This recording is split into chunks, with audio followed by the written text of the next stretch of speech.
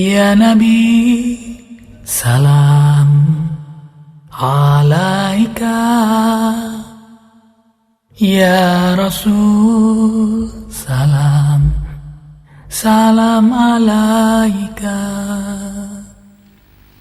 Bismillahirrahmanirrahim. Alhamdulillahirabbil alamin wassalatu wassalamu ala sayyidil mursalin wa imamil muttaqin sayyidina wa habibina wa syafi'ina wa qurrati a'yunina wa nur qulubina Muhammadin wa ala alihi wa sahbihi ajma'in. Qala Syekhul Muallif rahimahullahu taala wa adama an-naf'a bihi wa bi barakati ulumihi bikum fid darain amin radhiyallahu ankum. Allahumma inna nas'aluka fahman nabiyyin wa hifdzal mursalin wa ilhamal malaikatil muqarrabin. Allahumma aghnina bil ilm wa zayyinna bil hilm wa akrimna bit taqwa wa jammilna bil afiyah. Allahumma ya fattah ya alim ya fattah ya alim ya fattah ya alim. Iftah lana fathan qariba, iftah lana fathan mubina ya fattah ya alim ya fattah ya alim ya fattah ya alim. Qala radhiyallahu ankum. Bismillahirrahmanirrahim. Alhamdulillahi rabbil alamin wa ashhadu an la ilaha illallah wahdahu la syarika lah wa ashhadu anna Muhammadan abduhu wa rasuluh sallallahu alaihi wa ala alihi wa sahbihi wa sallam wa ba'du. فهذا مختصر فيما لا بد لكل مسلم من معرفته أو معرفة مثله من فروض الطهارة والصلاة وغيرهما ويجب تعلمه وتعليمه ممن يحتاج إليه من الرجال والنساء والصغار والكبار والأحرار والعبيد. Alhamdulillah wa syukurillah. Di malam hari ini kita kembali di dalam majlis Rasulullah sallallahu alaihi wasallam setelah kita mendengarkan daripada penjelasan yang begitu panjang lebar dari pembahasan hadis Rasulullah sallallahu alaihi wasallam. Rubba ash'ath akbar law aqsama 'ala Allah la abarrah. Terkadang orang-orang yang kelihatannya compang-camping, rambutnya kusut, berdebu, kalau dia bersumpah kepada Allah Subhanahu wa taala, niscaya Allah Subhanahu wa taala akan kabulkan doanya. Di mana diajarkan di situ husnudzan kepada Allah Subhanahu wa taala dan husnudzan kepada hamba-hamba Allah Subhanahu wa taala. Dan setiap kita yang hadir hendaknya terus memasang di dalam dirinya suudzan kepada dirinya, husnudzan kepada hamba-hamba Allah Subhanahu wa taala, bahkan kepada seluruh makhluk Allah Subhanahu wa taala, bahkan kepada yang paling rendah dari makhluk Allah Subhanahu wa taala. Dahulu yang pernah saya ceritakan, Al-Habib Ahmad bin Hasan Al-Attas kalau masuk ke kota Tarim bukan lagi dengan makhluk-makhluk manusia, bukan lagi dengan binatang-binatang biasa, bahkan dengan anjing-anjing yang ada di kota Tarim. Beliau berhusnudzan kepada Allah Subhanahu wa taala karena anjing-anjing di kota Tarim mendapat pandangan para aulia kubar, para wali-wali besar Allah Subhanahu wa taala. Pantas untuk kita mendapatkan dari pandangan kepada makhluk Allah Subhanahu wa taala tersebut pemberian yang besar, yang luhur dari Allah Subhanahu wa taala. Begitu juga kita hadir dalam majlis Rasulullah sallallahu alaihi wasallam. Dengan tahun demi tahun sudah berjalan, hari demi hari, malam demi malam, waktu kita terus berputar, tak ada hentinya, dan semakin dekat kita kepada ajal kita, semakin dekat kita dengan panggilan Allah Subhanahu wa taala. Hendaknya kita terus pasang di dalam sanubari yang kita yang terdalam husnudzan kepada Allah Subhanahu wa taala yang terbesar. Mudah-mudahan Allah Subhanahu wa taala membersihkan sanubari kita, memandang daripada hati kita dengan pandangan kasih sayang Allah Subhanahu wa taala. Amin amin amin ya rabbal alamin. Menjadi perubahan di awal-awal tahun baru kita 1439 Hijriah ini mendapatkan tumpah ruah dari rahmat Allah Subhanahu wa taala, dan akhirnya kita melihat kemenangan di umat Islam, nusrah dari Allah Subhanahu wa taala, pertolongan dari Allah Subhanahu wa taala yang tercepat untuk umat Nabi besar Muhammad sallallahu rabbi wa salamu alaih. Dimanapun berada diangkat bala, diangkat musibah, diangkat ujian oleh Allah Subhanahu wa taala,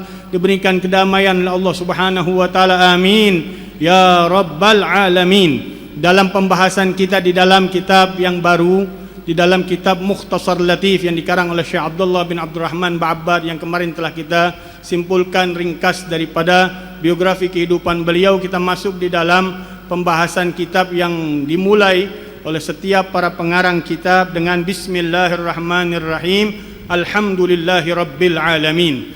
Dan setiap kata Bismillahirrahmanirrahim, Alhamdulillahi Rabbil Alamin mempunyai orang-orangnya, spesialisasinya, orang tersebut ada yang mempunyai hubungan kuat dengan Allah Subhanahu wa taala, yaitu sahibut ta'alluq, ada yang sahibut takhalluq dan sahibut tahaggug. Orang yang punya ikatan batin dengan Allah Subhanahu wa taala dengan amaliyahnya, hatinya bertaut terus dengan zikir-zikir dengan Allah Subhanahu wa taala, sehingga zikir tersebut mempunyai pengaruh besar di dalam hatinya sampai naik ke tingkatan orang-orang yang sudah menjadi perangai, kebiasaan, spontanitas keluar dengan zikir-zikir tersebut yang dinamakan sahibut takhalluq. Dan nanti di atasnya pada puncaknya orang-orang yang mendapatkan keutamaan, keistimewaan dari setiap zikir yang mereka baca yang dinamakan sahibut tahaggug. Orang tersebut orang-orang yang tenggelam di dalam makna kandungan rahasia yang Allah berikan dari setiap zikir dan bacaan-bacaan yang Allah Subhanahu wa taala berikan. Di dalam pembacaan setiap apapun dari kitab, dari baca-bacaan yang disunnahkan oleh Nabi sallallahu alaihi wasallam, termasuk di dalam karangan-karangan para ulama pasti membukanya sebagaimana yang diperintahkan oleh Rasulullah sallallahu alaihi wasallam, ibda'u bima bada'akumullahu bih. Mulailah sebagaimana Allah mulai untuk kalian. Allah mulai dengan Al-Qur'annya, dengan firman-Nya Bismillahirrahmanirrahim. Para ulama pun membacanya, memulainya dengan Bismillahirrahmanirrahim. Dalam hadis yang lain yang pernah juga saya utarakan, takhallaqu bi akhlaqillah, berakhlaklah kalian dengan akhlaknya Allah Subhanahu wa taala. Allah memulai ayat Al-Qur'an, ayat suci Al-Qur'annya dengan Bismillahirrahmanirrahim, maka patut layak bagi para aulia, para ulama, para pengarang, para pengikut Rasulullah sallallahu alaihi wasallam memulai dalam setiap apapun aktivitasnya dengan Bismillahirrahmanirrahim. Dan kekuatannya tergantung kepribadiannya, setiap individunya, apakah dia masuk golongan orang-orang yang punya kaitan di dalam hatinya dengan makna Bismillahirrahmanirrahim yang dikatakan oleh Imam Al-Fakhr Razi, mengatakan bahwa seluruh kitab-kitab Allah Subhanahu wa taala mempunyai kandungan, dan kandungan seluruh kitab Allah Subhanahu wa taala berada di dalam Al-Qur'anul Karim, dan seluruh kandungan Al-Qur'anul Karim berada di dalam Al-Fatihah, dan seluruh kandungan Al-Fatihah berada di dalam Bismillahirrahmanirrahim, dan seluruh kandungan Bismillahirrahmanirrahim berada di dalam Bismillahirrahmanirrahim.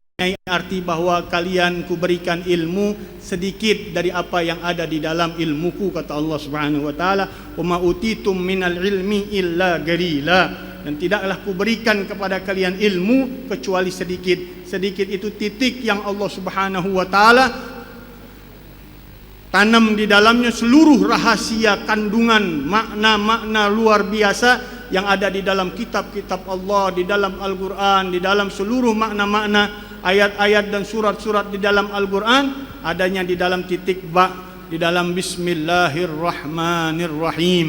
Apabila seorang mempunyai hubungan erat dengan Allah Subhanahu wa taala, mempunyai hubungan yang kuat dengan Allah Subhanahu wa taala, beda dengan bacaannya orang biasa, orang yang enggak punya hubungan kuat dengan Allah Subhanahu wa taala. Maka jangan samakan satu orang dengan orang yang lain. Dan tadi Al Habib Alwi mengatakan bukan berarti perbedaan hanya fisik, tapi hubungan sanubarinya dengan Allah Subhanahu wa taala. Semakin kuat hubungan sirnya dengan Allah, semakin istimewa apapun yang dilakukannya.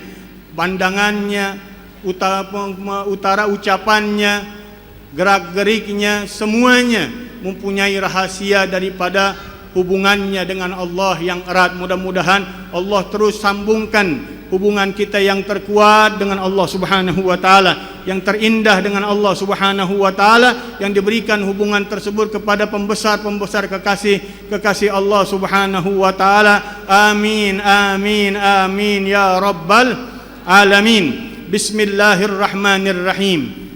Ba dikatakan oleh para ulama kita, afdalnya dikatakan bil musahabah, maknanya untuk pertemanan dengan kata Ismullah. Yang gampangnya kita mengambil makna tabarrukan Bismillahirrahmanirrahim. Karena pernah saya katakan bahwa setiap jumlah jar dan majrur mempunyai ada kata yang sebelumnya dibuang. Seperti orang mengatakan saya membaca dengan kacamata. Dengan kacamata, kalau orang bilang dengan kacamata aja saya nggak ngerti. Tapi dia teruskan, saya membaca dengan kacamata. Saya membaca dengan kacamata. Saya berjalan dengan si Zaid. Saya berjalan dengan si Fulan. Kalau dibilang dengan si Fulan, dengan Zaid, apa maknanya dengan Zaid? Tapi apabila dijelaskan, saya berjalan, saya makan, saya tidur dengan Zaid, jelas daripada makna kalimat tersebut. Begitu juga di sini dikatakan Bismillahirrahmanirrahim, dengan nama Allah yang Maha Pengasih dan lagi Maha Penyayang. Dengan nama Allah, maksudnya apa? Kata ulama, ada kata yang dibuang. Ada kata yang dibuang, yang afdalnya di belakang, fi'lan khasan muakharan. Ada di dalam ilmu nahu ada 4 yang bisa dijadikan ikatan ta'liq di dalam makna Bismillahirrahmanirrahim. U'allifu Bismillahirrahmanirrahim, u'allifu Bismillahirrahmanirrahim, atau ta'lifi Bismillahirrahmanirrahim. Boleh Bismillahirrahmanirrahim u'allif, atau Bismillahirrahmanirrahim ta'lifi. Tapi yang lebih afdal, jumlah yang dibuang adalah jumlah fi'liyah muakhar, khas muakhar. Ini dia belajar ilmu nahunya ini. Yang diambil oleh para ulama di dalam karangan, di dalam setiap karangan adalah yang afdalnya dengan nama Allah Subhanahu wa taala, aku mengarang. Aku mengarang. Jadi tidak ada yang lain di dalam karangan tersebut melainkan aku baca Bismillahirrahmanirrahim. Seluruhnya mengandung dari keberkahan Bismillahirrahmanirrahim pada saat itu aja. Pada saat dia mengarang saja dapat keberkahan daripada Bismillahirrahmanirrahim. Atau karanganku Bismillahirrahmanirrahim, saat karangannya selesai dia dapat Bismillahirrahmanirrahim keberkahannya. Tapi kalau dia mengatakan Bismillahirrahmanirrahim u'allif, dengan Bismillahirrahmanirrahim, dengan nama Allah yang Maha Pengasih lagi Maha Penyayang, aku mengarang, maknanya seluruh daripada karangan yang tertera mempunyai makna daripada kandungan Bismillahirrahmanirrahim di dalam keberkahannya. Itu yang diambil oleh para ulama-ulama kita di dalam menerjemahkan Bismillahirrahmanirrahim, maknanya lil musahabah tabarrukan, ngambil pertemanan, kebersamaan dengan Bismillah, dengan Ismullahirrahmanirrahim, dengan nama Allah yang Maha Pengasih lagi Maha Penyayang. Kemudian dikatakan Bismillahirrahmanirrahim, ba-nya bersambung dengan kata isim. Dengan kata isim, biasanya ba itu ada alifnya, tapi hanya dengan Bismillahirrahmanirrahim nggak ada alifnya. Biasanya ba bi Ahmad, bi Zaid, ada kalau biasanya ba jar itu ada alif yang bersamanya, tapi hanya dengan kata Ismillah tidak ada, nggak boleh ada di dalam Al-Quran tulisan Bismi ada alifnya, karena ba-nya harus bersambung langsung dengan kata sin dan mim, yang maknanya dikatakan oleh ulama maknanya simah atau sumu. Artinya isim di situ artinya simah atau sumu, tanda, atau maknanya tinggian, dengan ketinggian derajatnya Allah Subhanahu wa taala, dengan keagungan Allah Subhanahu wa taala, dengan nama Allah Subhanahu wa taala. Simah bisa diartikan nama di dalam bahasa Indonesia. Dengan nama Allah, dengan keagungan, dengan ketinggian Allah Subhanahu wa taala. Allah asal kata dari Allah. Allah maknanya tahayyara. Karena Allah maknanya tahayyar, maknanya membingungkan. Orang-orang yang mendalami daripada makna Allah, dia akan mendapatkan kedahsyatan di dalam makna yang sangat luar biasa, yang dia akhirnya mengakui bahwa mereka tidak sampai mengerti di dalam makna hakikatnya. Maknanya tahayyara an ma'rifati an kunhi ma'rifatihi. Dia bingung di dalam menerjemahkan makna hakikat daripada lafaz Allah Subhanahu wa taala.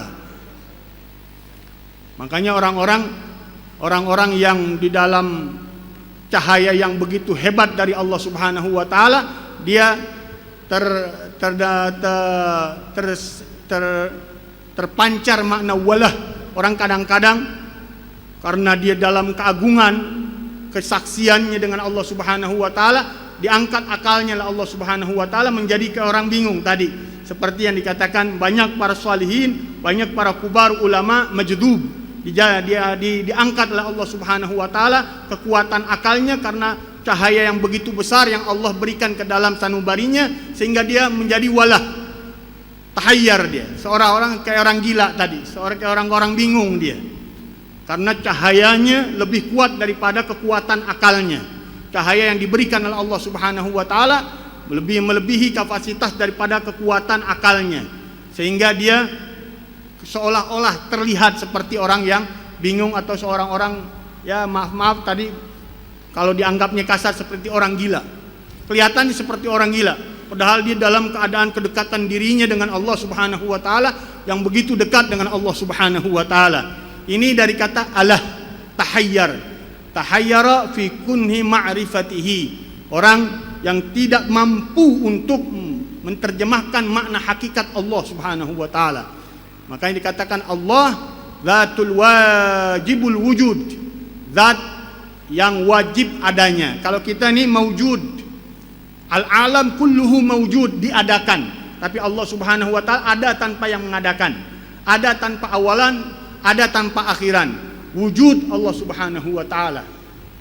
Dalam akidah kita dicantumkan oleh Al-Imam Abil Hasan Al-Asy'ari tingkatan yang pertama, yaitu sifat Allah Subhanahu wa taala al-wujud. Karena dari sifat semuanya harus adanya Allah Subhanahu wa taala, dan tidak boleh diterjemahkan zat itu adalah bentuk atau jasad sebagaimana yang dipahami oleh orang-orang yang menyimpang dari akidah ahli sunnah wal jamaah, yang menerjemahkan zat itu bentuk Allah Subhanahu wa taala, atau Allah berjasad, Allah berjisim. Allah Subhanahu wa taala manfiyun anil kammil muttasil wa kammil munfasil. Allah Subhanahu wa taala harus dinafikan dari bentuk bagaimana jumlah yang bersambung atau yang berpisah. Jumlah yang bersambung seperti jasad. Jasad walaupun kelihatannya satu, tapi dia tersusun dari beberapa anggota tubuh. Dan Allah Subhanahu wa taala laisa kamitslihi syai'. Tidak boleh Allah Subhanahu wa taala sepertinya sesuatu. Allah harus munazzah an jami'i khalqihi. Allah harus suci dari kesamaan kepada makhluk-makhluknya, apapun itu. Dan tidak boleh ada yang sama dengan sifatnya Allah Subhanahu wa taala. Fi dzatihi wa sifatihi wa af'alih. Di dalam zatnya Allah enggak boleh sama dengan segala bentuk apapun. Di dalam sifatnya Allah tidak boleh sama. Ilmunya Allah beda dengan ilmunya makhluknya Allah Subhanahu wa taala. Gudrahnya Allah Subhanahu wa taala beda dengan kemampuan dan kekuatan makhluknya Allah Subhanahu wa taala. Begitu juga af'alullah Subhanahu wa taala, kerjaannya Allah Subhanahu wa taala harus tidak boleh sama dengan kerjaan makhluknya.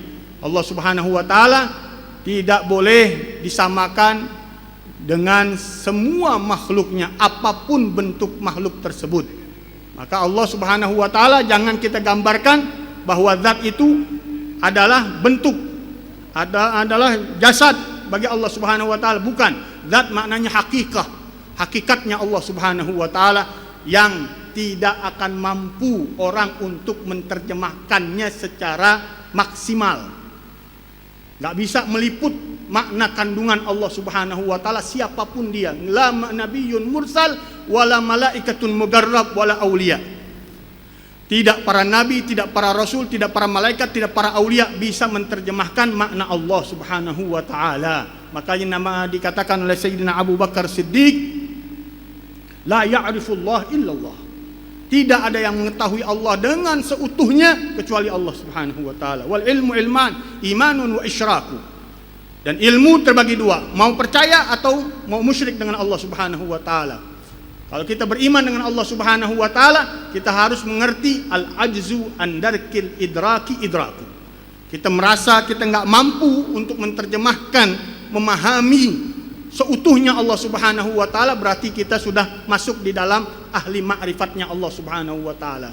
Nanti panjang lagi di dalam bab akidah, di dalam terjemahan Allah zat al-wajib al-wujud, yang wajib adanya.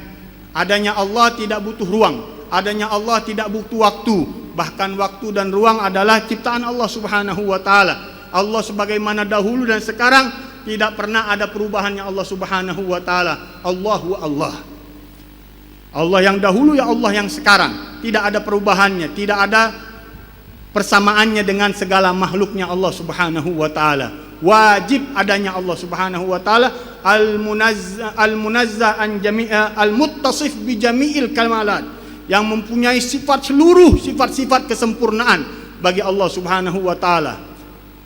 Seluruh sifat kesempurnaan hakikatnya milik Allah Subhanahu wa taala. Apapun sifatnya yang mempunyai makna kesempurnaan adalah milik Allah Subhanahu wa taala. Al-munazzah an jami'in naqais, yang suci bersih dari segala sifat yang mengurangi kedudukan Allah Subhanahu wa taala. Enggak ada cacatnya, enggak ada kurangnya, enggak ada minusnya Allah Subhanahu wa taala. Itu lafaz Allah, lafaz jalalah, lafaz yang sangat agung, yang terkandung seluruh makna sifat-sifat Allah di dalamnya. Ketika seorang membaca bismillahi, dia akan merasakan bagaimana keagungan sifat-sifat Allah yang masuk di dalam makna Allah, di dalam makna lafaz jalalahnya Allah Subhanahu wa taala. Kemudian Allah pilihkan Ar-Rahman Ar-Rahim. Ini kelembutan untuk kita umat hambanya Allah Subhanahu wa ta'ala. Kalau Allah pakai sifat-sifat jalaliyahnya, ini sifat Ar-Rahman Ar-Rahim dikatakan oleh para ulama sifat jamaliyahnya Allah Subhanahu wa ta'ala. Sifat keindahan, sifat kelembutannya Allah Subhanahu wa ta'ala. Ada sifat-sifat yang kerasnya Allah Subhanahu wa ta'ala. Allahul Mutakabbir, Allahul Gahar, Allahul Jabbar, Allahul Muntagim, Allahul Malik. Semua sifat-sifat keagungan, keperkasaan, kekuatan Allah Subhanahu wa ta'ala yang maha kuat. Itu sifat-sifat keagungan bagi Allah Subhanahu wa ta'ala. Tapi Allah Subhanahu wa ta'ala mengatakan wa rahmati sabagat ghadabi. Rahmatku, kasih sayangku lebih dahulu daripada kemurkaanku, daripada kemarahannya Allah Subhanahu wa taala. Dan Allah Subhanahu wa taala mengatakan awwalu ma yaktubuhul qalam bismillahirrahmanirrahim. Awal yang ditulis di dalam pena Allah Subhanahu wa taala di Lauhil Mahfuz, bismillahirrahmanirrahim.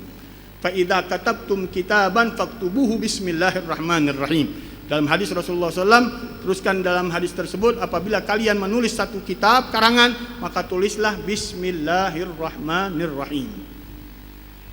Itu di dalam makna lafaz Allah dan makna Ar-Rahman Ar-Rahim. Ar-Rahman karena sighahnya sighah mubalaghah bi ziyadatil huruf, dengan tambahan huruf yang beda dengan Ar-Rahim, tambahannya satu huruf dari kata ra, ha, mim, rahim.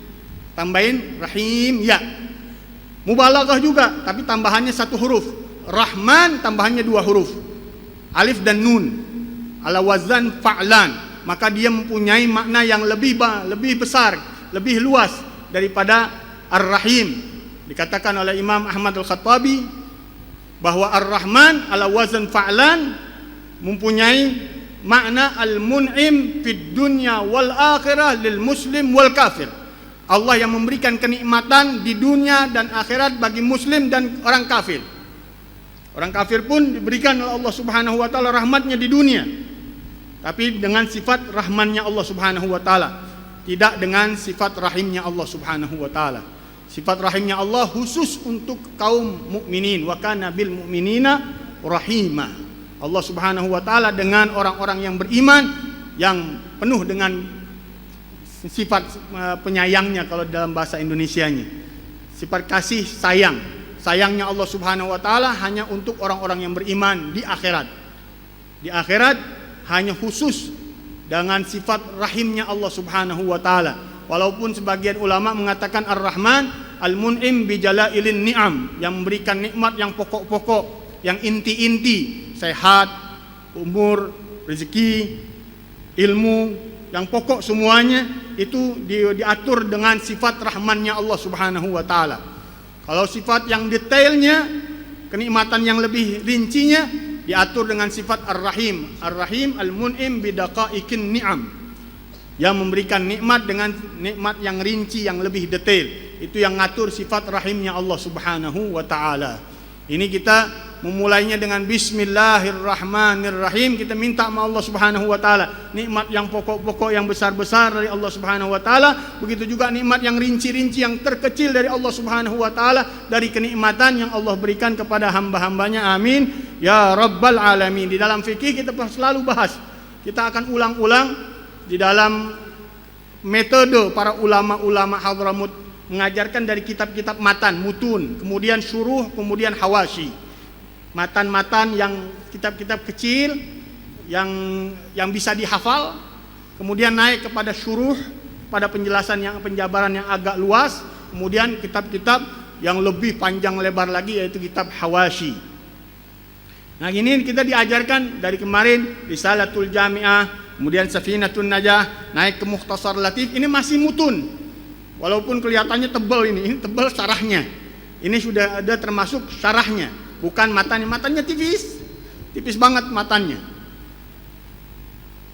Dari yang terkecil kemudian naik. Untuk apa?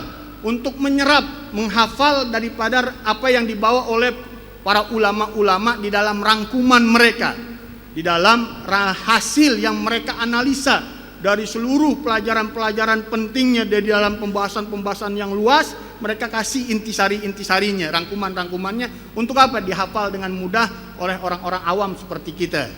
Orang-orang yang sibuk, mungkin nggak bisa belajar sampai hawashi, nggak mungkin bisa belajar sampai syuruh. Dia hanya mendapat yang ringan-ringan, yang sudah rangkuman analisa yang begitu kompleks, sudah dibahas, dikasih dengan mudahnya, ringannya untuk dipakai oleh kalangan orang-orang yang awam seperti kita. Dari yang kecil kemudian naik ke tingkat yang lebih besar daripada keilmuan. Dalam setiap bidang fikih pasti akan disebutkan hukum Bismillahirrahmanirrahim. Yang kita akan percepat. Bismillahirrahmanirrahim, hukumnya 5. Wajib, kemudian sunnah, kemudian haram, kemudian makruh, kemudian mubah. Ini 5 hukum selalu di dalam Bismillahirrahmanirrahim, ada di dalam setiap ilmu fikih. Dikatakan Bismillahirrahmanirrahim di madhab kita wajib dikala kita salat. Di madhab kita Imam Syafi'i. Walaupun di madhab yang lain ada yang mengatakan wajib, ada yang mengatakan sunnah. Tapi kita madhab kita Imam Syafi'i adalah wajib menyebutkan Bismillahirrahmanirrahim, baik di dalam salat yang sunnah untuk dikeraskan suaranya atau salat yang tidak dikeraskan suaranya. Bismillahirrahmanirrahim. Kemudian hukumnya sunnah, kullu amrin dzibalin la yubda'u bil basmalati. Dalam riwayat yang lain Bismillahirrahmanirrahim. Ada 6 riwayat tambah 7 riwayat. Riwayat Abu Dawud, riwayat Imam Turmudi, riwayat Ibn Majah mengatakan kullu amrin dzibalin la yubda'u bil basmalah.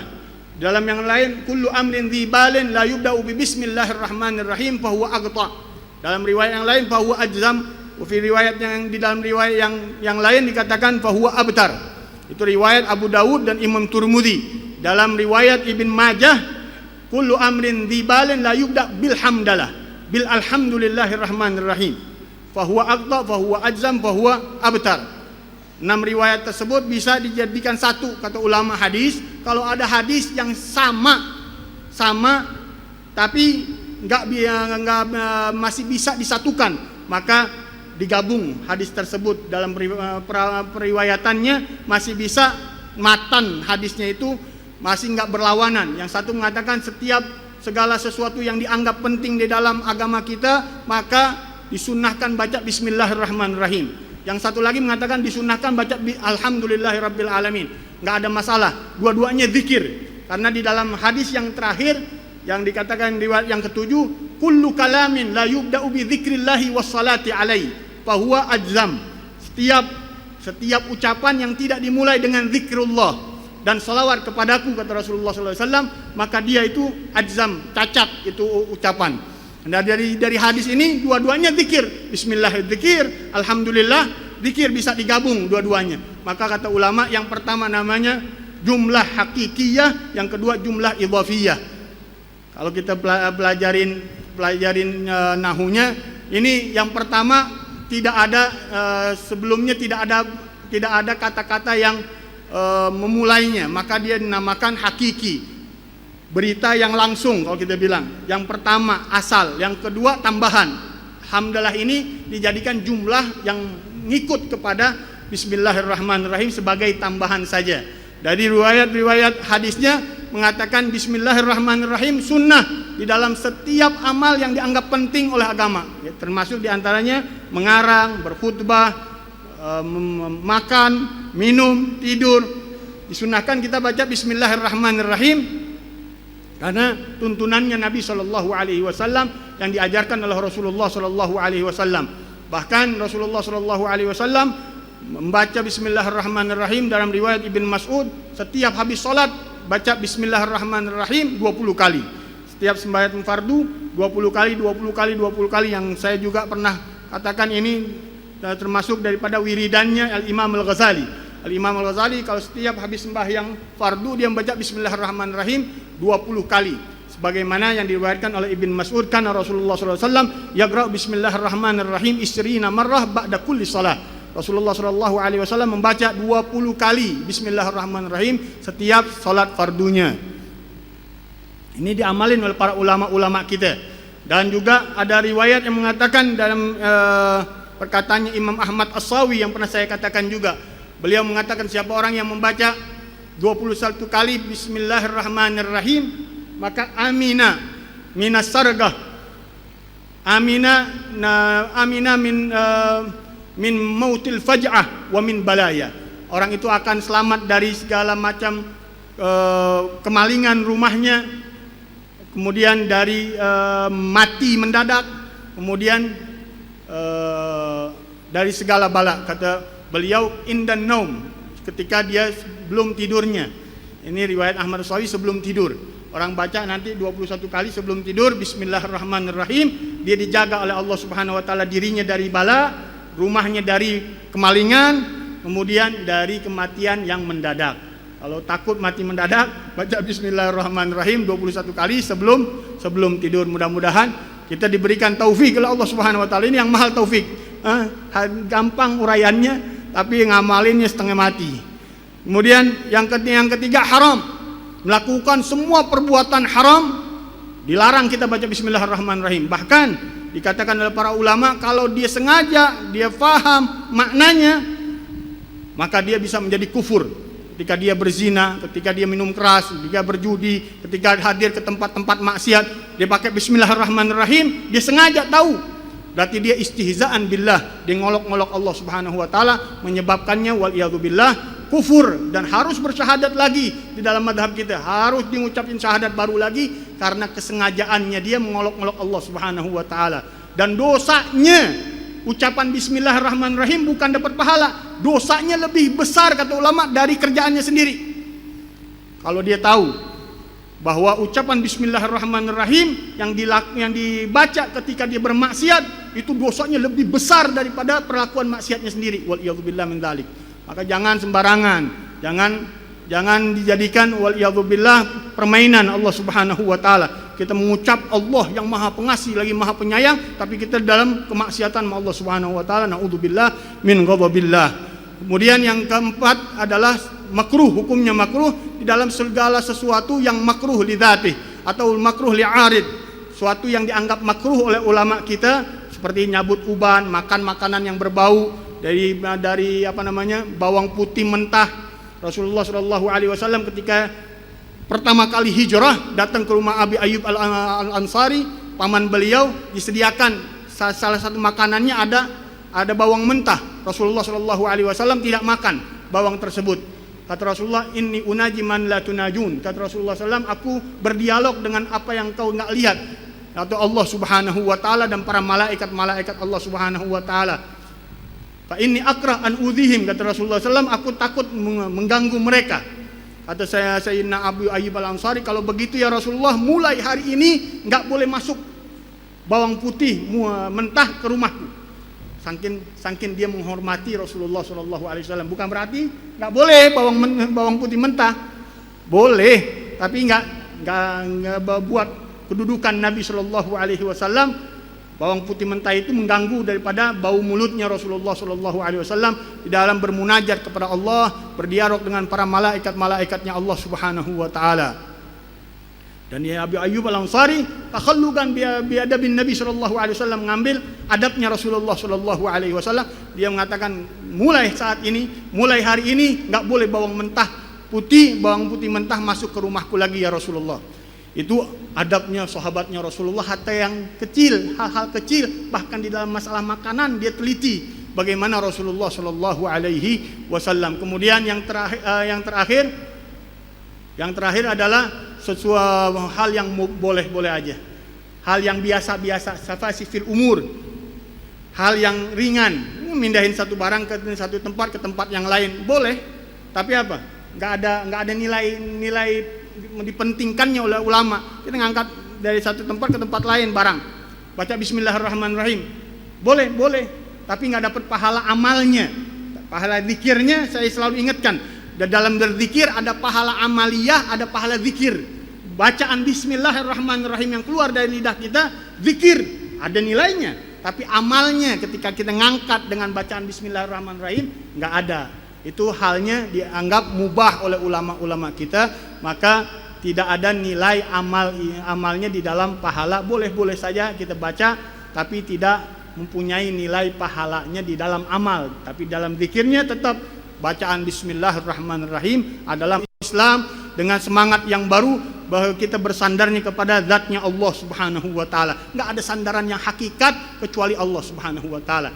Itu hakikat di dalam kehidupan kita. Kalau kita faham bahwa kehidupan kita, gerakan kita, diamnya kita, semuanya adalah kekuatannya dengan Allah Subhanahu wa taala, baru kita merasakan kedamaian, ketentraman, ke segala kenikmatan yang dinikmati oleh orang-orang yang dekat dengan Allah Subhanahu wa taala. Mudah-mudahan Allah berikan cahayanya, Allah berikan hidayahnya, Allah berikan taufiknya, agar kita menjadi hamba-hamba Allah Subhanahu wa taala yang punya ikatan dengan Allah Subhanahu wa taala, yang menjadi perangai di dalam kehidupannya dengan ingat kepada Allah Subhanahu wa taala, yang mempunyai kedudukan di sisi Allah Subhanahu wa taala. Amin amin ya rabbal alamin. Hadani Allah wa iyyakum ajmain. Assalamualaikum warahmatullahi wabarakatuh.